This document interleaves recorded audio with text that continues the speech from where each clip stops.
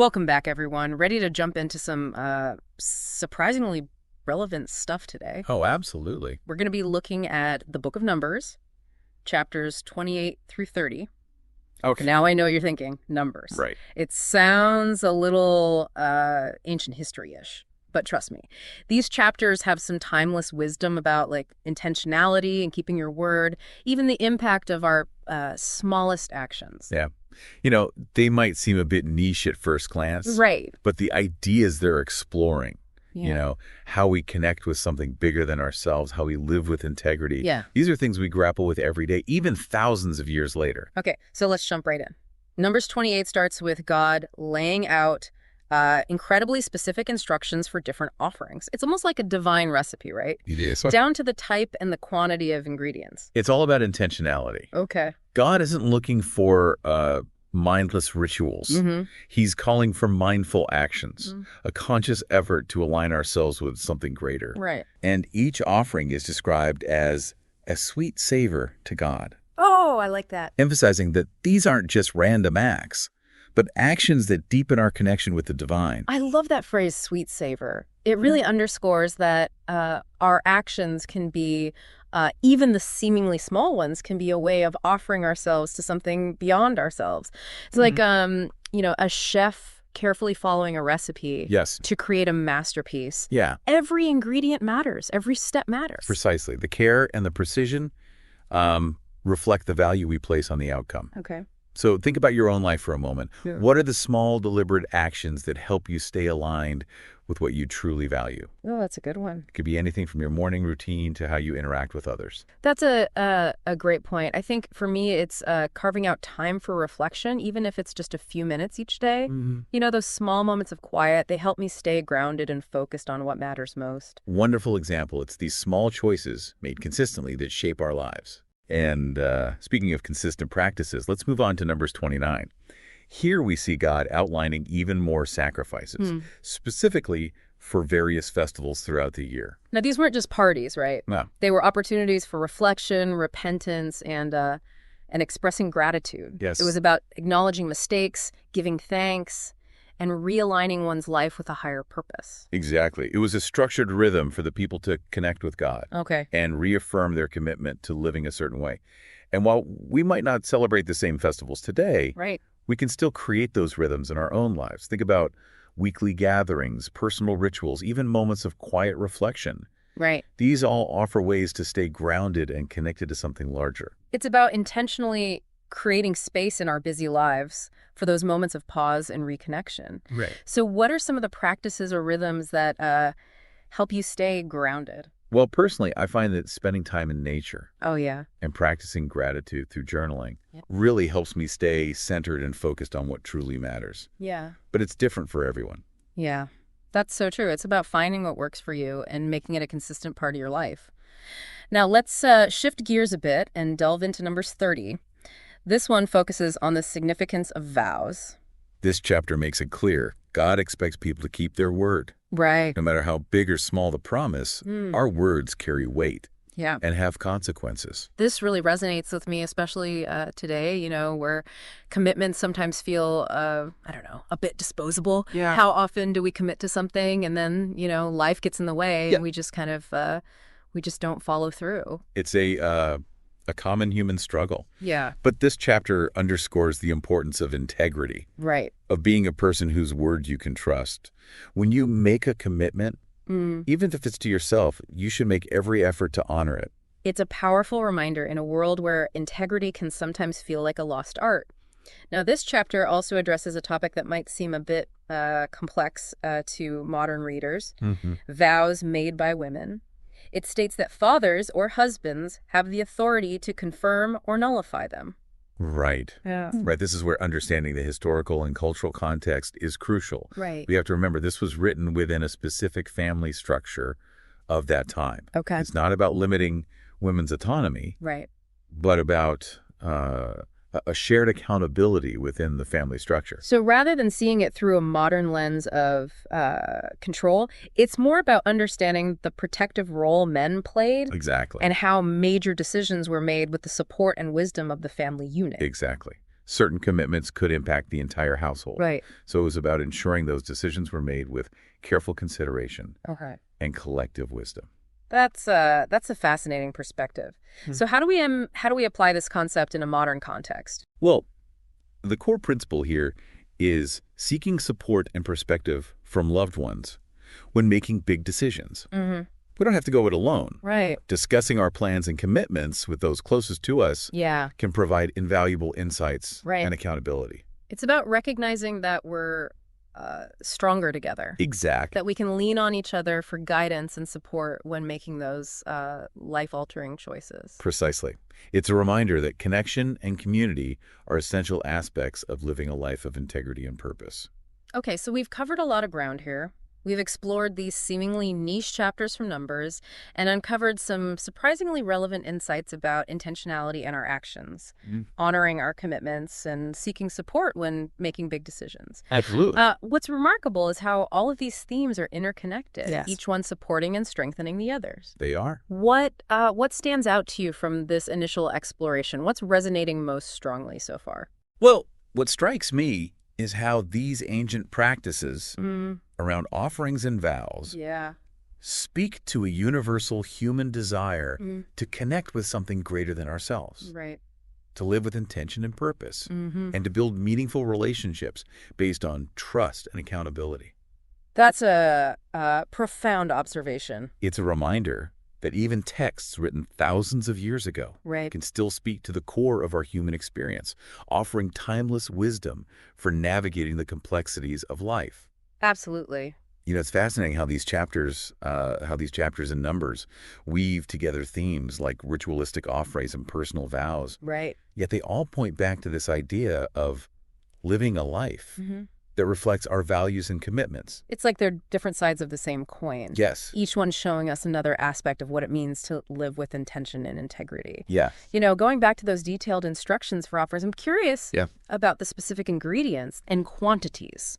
Do you think there's a deeper meaning behind those details, or was it more about showing obedience and following the rules? That's a question that has been debated for centuries. Right. Some scholars believe that the ingredients might have had symbolic meanings, representing different aspects of devotion or spiritual qualities. Okay. Others believe it was more about cultivating a sense of reverence and attention to detail, Mm-hmm. showing that even the smallest actions performed in service to a higher power had significance. So it wasn't just about blindly following a recipe. It was about approaching even seemingly mundane tasks with care and intention. Precisely. And there's a beautiful lesson in that for us today. Right. It reminds us that we can find meaning and purpose Yeah. in even the most ordinary parts of our lives if we approach them with the right mindset. It's about finding the sacred in the everyday. Exactly. And it's about recognizing that even small acts of service, those seemingly insignificant choices we make each day, Mm-hmm. can contribute to something larger than ourselves. I love that. It's like, tiny brushstrokes Yeah. that come together to create a masterpiece. A beautiful analogy. Speaking of masterpieces, Yes. let's revisit the concept of vows for a moment. Okay. We talked about keeping our promises and seeking guidance from loved ones when making big decisions. But what happens when those vows are broken? Okay.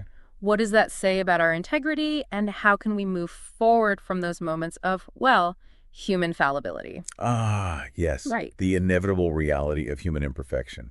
These ancient texts acknowledge this as well. In fact, there are passages in the Old Testament, Okay. particularly in Leviticus and Numbers, that outline specific rituals and offerings for atonement when vows were broken, whether intentionally or unintentionally. So there was a system of accountability Yes. and a pathway to reconciliation, Yes. even in those moments of failure. Exactly. It wasn't about condemning people for their mistakes, Right. but about recognizing that we are all flawed Yeah. and offering a way to restore a broken connection. That's powerful. It seems like those rituals were a way of acknowledging the weight of broken promises, Yes. taking ownership of those mistakes, Mm-hmm. and then seeking a path back to alignment. Is that a fair way of looking at it? Absolutely. And I think there's a valuable lesson there for us today. Okay. We all make mistakes. Right. We all fall short of our ideals sometimes. Yeah. What truly matters is what we do in those moments. Okay. It's about acknowledging our missteps, seeking forgiveness where necessary, Right. and making a conscious effort to do better moving forward. It's about recognizing that failure doesn't have to define us. Right. We can learn from those experiences and use them as opportunities to grow and transform. Beautifully said. It's about embracing that journey of continuous learning and refinement, striving to live in greater alignment with our values and commitments, even as we acknowledge our imperfections. Isn't that what it's all about? It's not about reaching some unattainable state of perfection. Right. It's about continually striving to be better, more intentional. It's more connected. Exactly. More aligned with our truest selves. Precisely. And it's about recognizing that it's a lifelong journey, one filled with both triumphs and stumbles. Right. Often it's those stumbles that provide the most fertile ground for growth. They force us to reevaluate, recalibrate, to deepen our understanding of ourselves and our place in the world. And to refine our sense of purpose. Right. And the values that guide our actions. You know, I love how these seemingly ancient concepts from numbers are speaking to these universal human experiences. They are. It's like they're offering guidance for navigating the complexities of life, for finding meaning and purpose, even amid the inevitable challenges. Indeed. And it's a reminder that even texts written thousands of years ago can still offer wisdom and guidance for our modern lives. It's like they're whispering across the centuries. Yes. Reminding us that certain truths are timeless. Yes, they are. Certain human struggles are universal. They are. And certain values, like intentionality, integrity, and connection, are essential to living a fulfilling and meaningful life. And those values, while expressed differently in different times and cultures, remain the foundation of a life well lived. It's like they're the threads that weave together the tapestry of human experience, connecting us across generations and cultures. Beautifully said. It's a reminder that we are all part of something larger than ourselves. Bound together by these shared experiences, these common aspirations, and these enduring values that transcend time and space. It's like we're all on this grand adventure together, stumbling and learning and growing along the way. Yes, we are. And maybe these ancient texts, with their timeless wisdom, can serve as our guideposts, helping us navigate those twists and turns, those moments of darkness and flashes of brilliant insight as we journey onward toward a more intentional, more connected, more meaningful existence. What a beautiful way to frame it. It's a reminder that we are not alone on this journey. We have each other.